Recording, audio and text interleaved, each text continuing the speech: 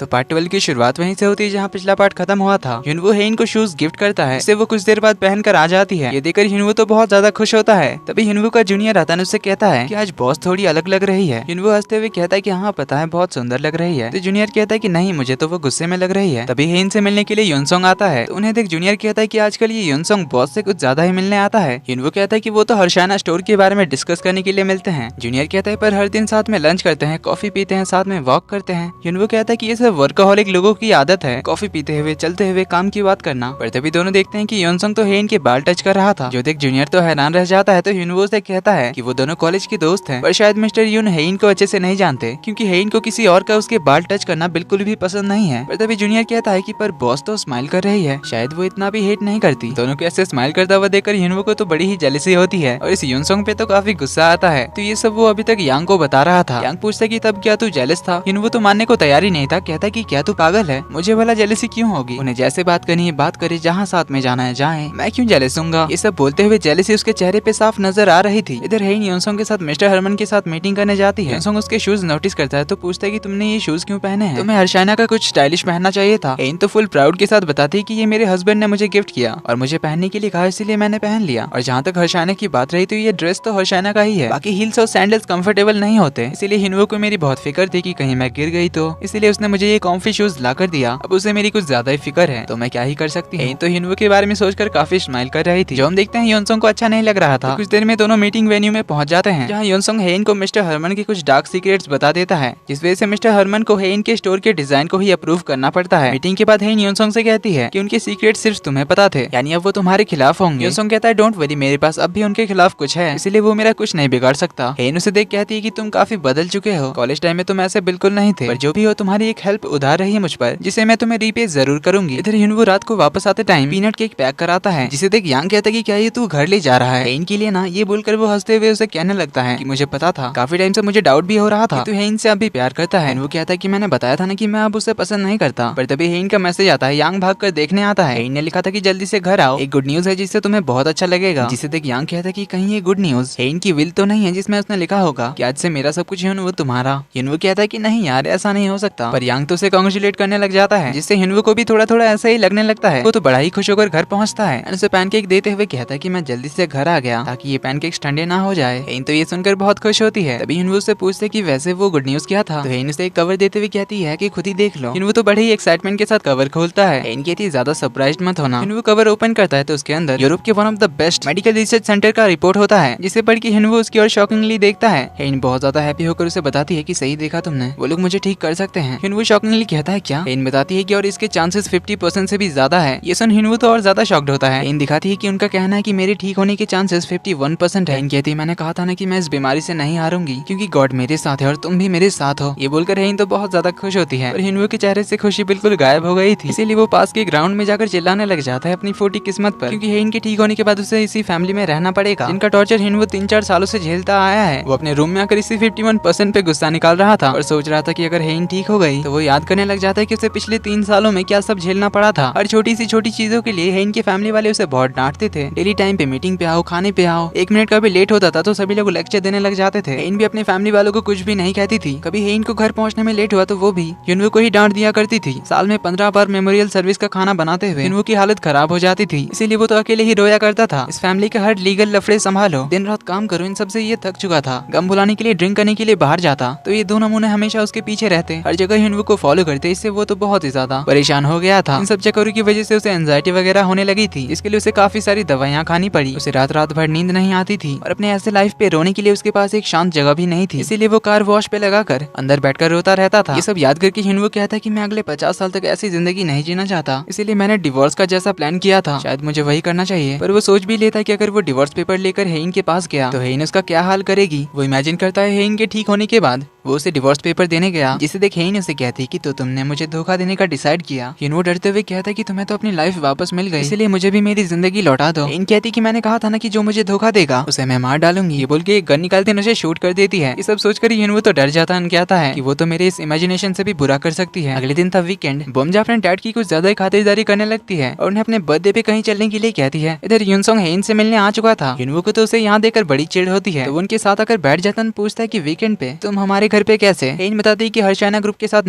Negotiation चल रही है, तो हम दोनों उसी बारे में डिस्कस कर रहे हैं। युनवू कहता है कि फिर तो मुझे भी तुम्हें ज्वाइन करना चाहिए, आखिर मैं क्वींस ग्रुप का लीगल हेड हूँ, तो मुझे भी तो ये सारी जानकारी होनी चाहिए। युनसोंग कहता है कि लीगल टीम बाद में इन्वॉल्व होगी, पहले दोनों कंपनी के सीईओज के बीच बात हो जाए, डील फाइनल हो, उसके बाद लीगल टीम अपना काम करेगी। हेन कहती है कि हम तुम्हें डिस्टर्ब कर रहे हैं तो हम दोनों कहीं और चले जाते हैं। युनसोंग कहता है क्यों ना हम मेरी होटल चलें, जो सुनते ही युनवू कहता है कि नहीं, तुम दोनों यहीं बैठो, आराम से बैठो और शांति से डिस्कस कर लो। युनवू तो उठने का नाम ही नहीं ले रहा था, तो युनसोंग उसे थैंक यू कहता है। युनवू कहता है मुझे तो तुम्हें थैंक यू बोलना चाहिए क्योंकि तुम मेरी वाइफ की इतनी हेल्प कर रहे हो। तो हेन युनसोंग से पूछते कि क्या तुम्हें कॉफी चाहिए। युनसोंग हाँ कहता है, तो हेन कॉफी बनाने जाती है। युनवू कहता है मेरे लिए भी लाना, जिसपे हेन कहती है कि तुम तो खाली पेट कॉफी नहीं पीते। जो सुन युनवू थोड़ा एम्बैरेस होकर कहता है कि हाँ ये बात भी सही है। तो हेन कॉफी लाने चली जाती है। तो युनवू युनसोंग से कहता है कि इससे मेरी कुछ ज्यादा ही फिक्र है, मुझे कहती है कॉफी खाली पेट पीना यानी कि पॉइजन पीने जैसा होता है, इसलिए मुझे ये कॉफी पीने ही नहीं देती। इसीलिए मैं उसे कहता हूँ कि मैं कोई छोटा बच्चा नहीं हूँ जो तुम मेरा इतना केयर करती हो, पर वो है कि मेरी फिक्र करना छोड़ती ही नहीं। ये बोलकर वो तो बड़ा हंसने लग जाता है। जो सुन अब युनसोंग भी शुरू हो जाता है, कहता है कि पर वो मेरे साथ ऐसा नहीं करती, वो हमेशा मुझसे हेल्प मांगती, कहती है सिर्फ मैं ही हूँ जो उसकी हेल्प कर सकता हूँ, वो हेल्प के लिए मुझे कभी भी कॉल करती, कहती है सिर्फ मैं ही हूँ जो उसके साथ हूँ, तो बताओ मैं उसकी हेल्प कैसे ना करता। देखो ना, इस बार भी उसने मुझे हेल्प के लिए बुलाया, क्योंकि ऐसे कंपनी के बीच नेगोशिएशन में बरसों लग जाते हैं, पर उसने मुझे कहा कि 2 हफ्ते में नेगोशिएशन कंप्लीट करो, चाहे हर वक्त हमें साथ में काम ही क्यों ना करना पड़े। ये सब सुन युनवू का फेस तो देखने लायक था, तो वो उठकर किचन में आता है जहाँ हेन कॉफी बनाकर ला रही थी। तो उसे रोककर वो कहता है कोई तुम्हारे बाल टच करे, ये तो तुम्हें बिल्कुल भी पसंद नहीं था ना। हेन पूछती क्या मतलब। युनवू कहता है कि लास्ट टाइम मैंने जब तुम्हारे बाल टच किए थे तब तुमने मुझ पर कितना गुस्सा किया था और कहा था कि मैं तुम्हारा हेयर स्टाइल बिगाड़ रहा हूँ। हेन पूछती है तो कहना क्या चाहते हो। युनवू कहता है कि मैं तुम्हारे बाल टच करूँ तो तुम्हें गुस्सा आया था, तो तुमने कल उस युनसोंग पे गुस्सा क्यों नहीं किया, उसने भी तो तुम्हारे बाल टच किए थे ना। हेन उसे कुछ कहने जाते उससे पहले युनवू कहता है मैं बस चाहता हूँ कि तुम सबके साथ फेयर रहो, अगर कोई आदमी तुम्हारे बाल टच करे तो तुम उस पर भी गुस्सा करो। हेन तो चुपचाप उसकी बात सुनकर कॉफी उठाकर उसे बिना कुछ कहे चली जाती है, जाते हुए स्माइल करती है क्योंकि वो समझ गई थी कि युनवू जेलस है। पर युनवू कहता है कि ऐसे ही चली गई बिना कुछ कहे। जिसके बाद तो वो घर के बाहर घूम रहा था और बाहर से ही उन दोनों को देख रहा था, दोनों हंसते हुए बातें कर रहे थे।